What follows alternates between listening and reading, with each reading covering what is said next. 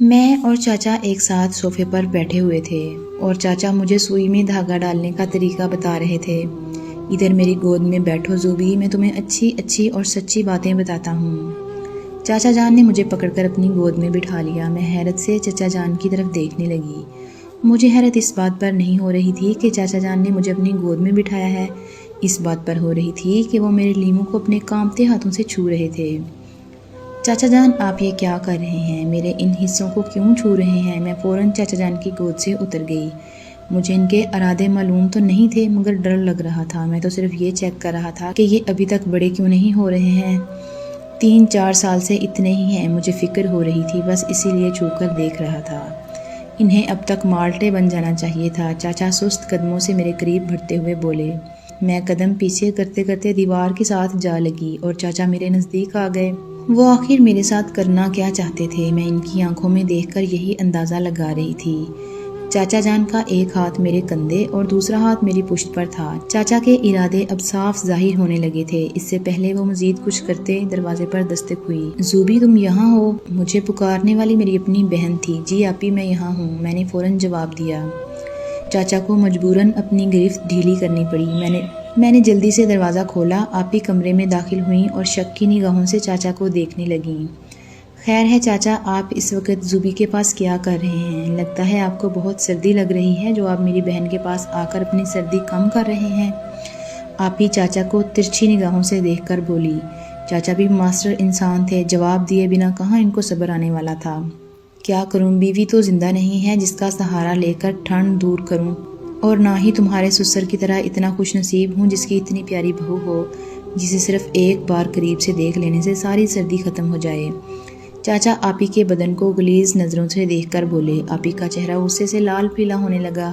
چاچا کمرے سے باہر نکل گئے اور آپی چاچا کا غصہ مجھ پر اتارنے لگی۔ تمہیں میں نے کتنی بار منع کیا ہے اس چاچا سے دور ہی رہا کرو، مگر تم ہو جو سنتی ہی نہیں، جو ہر وقت اس چاچا کی ٹافی کھانے کے چکر میں لگی رہتی ہو۔ آپی میرے بازو پر اپنی گرفت محسوس کر کے بولی۔ درد کی شدت سے میری آنکھوں سے آنسو بہنے لگے۔ مجھے تکلیف ہو رہی ہے، اس بات کا احساس آپی کو میرے خاموش آنسو دیکھ کر ہوا۔ انہوں نے میرا بازو چھوڑا۔ میرے سسر جی کے کمرے میں جاؤ، میں بھی وہیں آتی ہوں۔ مگر آپی، رات کے 2 بجے ہمارا انکل جی کے کمرے میں کیا کام؟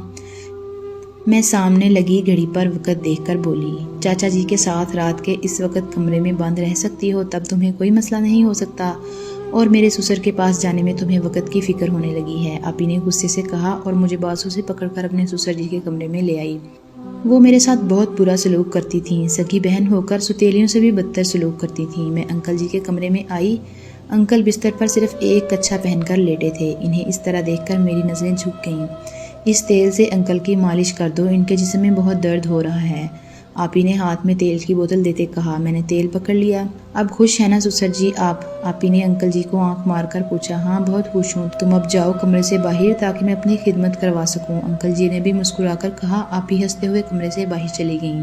ادھر بیڈ پر میرے اوپر بیٹھ جاؤ، انکل جی نے میرا ہاتھ پکڑ کر کہا۔ جی انکل، اس کی بات پر چونک کر ان کی جانب دیکھنے لگی۔ میرا مطلب ہے میرے ساتھ بیٹھ جاؤ، کہتا کچھ ہوں منہ سے نکل کچھ اور جاتا ہے، انکل جی نے ہنستے ہوئے کہا۔ میں اچھا کہتے ہوئے ان کے پاس بیٹھ گئی اور ان کے پاؤں پر مالش کرنے کے لیے تیل لگانے لگی۔ انکل، آپ کے بدن پر تو پہلے سے ہی تیل لگا ہوا ہے، ارے تم لگا دو، تمہاری بہن کو کہا تھا کہ مالش کرو، مگر اس سست لڑکی سے کوئی کام نہیں ہوتا، 5 منٹ بعد ہی تھک جاتی ہے، اس سے اچھا تو میرا کانٹا ہے جو آدھا گھنٹہ آرام سے کھڑا رہتا ہے، بڑی ہو گئی ہے اب وہ، انکل جی نے ناک چڑھا کر کہا۔ میں ان کی مالش کرنے لگی۔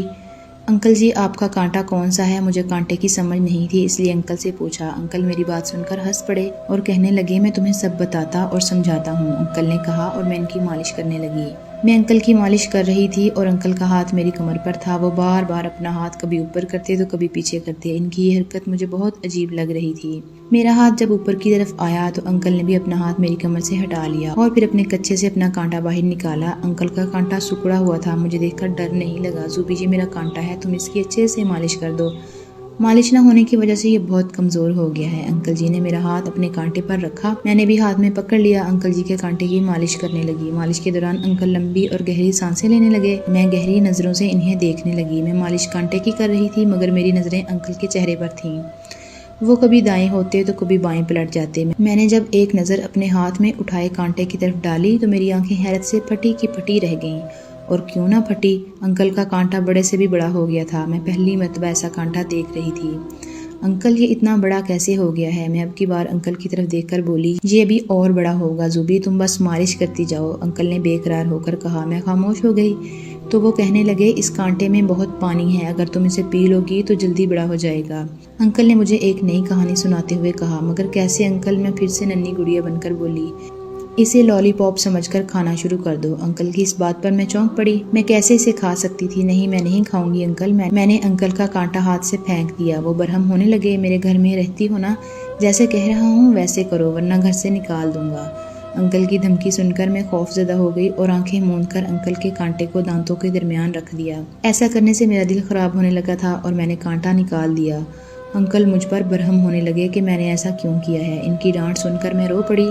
اتنے میں باجی بھی کمرے میں آ گئی۔ انہیں دیکھ کر میں مزید رونے لگی۔ آپی نے میرے رونے پر کوئی دھیان نہیں دیا اور اپنے سسر سے مخاطب ہوئی، میں نے آپ سے کہا بھی تھا یہ سب زوبی سے نہیں ہوگا، مگر آپ کو شوق تھا کنواری لڑکیوں سے مالش کروانے کا۔ اب میں خود ہی آپ کی مالش کروں گی، تم جاؤ بچوں کے پاس۔ آپی نے مجھے کمرے سے باہر بھیج دیا اور خود اپنے سسر کا لالی پاپ کھانے لگی۔ میں آپی کے کمرے میں آ کر سیدھا واش روم گئی اور الٹیاں کرنے لگی۔ میرا دل اب بھی بہت خراب ہو رہا تھا۔ میں فریش ہو کر بستر میں بچوں کے پاس لیٹ گئی۔ آپی کے 2 بچے تھے اور دونوں ہی الگ شکل کے تھے۔ میں آنکھیں بند کر کے لیٹ گئی۔ سر میں بہت درد ہو رہا تھا۔ کمرے میں 0 واٹ کا بلب آن تھا۔ میں نے آنکھیں موندی تھیں کہ مجھے اپنے ماتھے پر کسی کے لمس کا احساس ہوا۔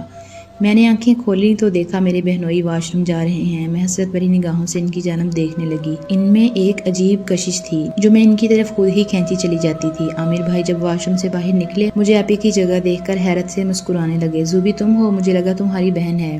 اسی کو سمجھ کر میں نے تمہارے ماتھے کو چھو لیا تھا۔ ناراض مت ہونا، اندھیرا تھا اسی لیے مجھے کچھ دکھائی نہیں دیا، عامر بھائی نے مسکراتے ہوئے کہا اور بیڈ کی دوسری جانب لیٹ گئے۔ میں ان کے جھوٹ پر مسکرا دی۔ میں جانتی تھی وہ من ہی من میں مجھے چاہتے ہیں مگر کہنے سے ڈرتے ہیں۔ میں بھی ان کی طرف رخ کر کے سونے کی کوشش کرنے لگی۔ ناظرین، اگر آج کی سٹوری آپ کو پسند آئی ہو تو ویڈیو کو لائک اور شیئر ضرور کیجیے۔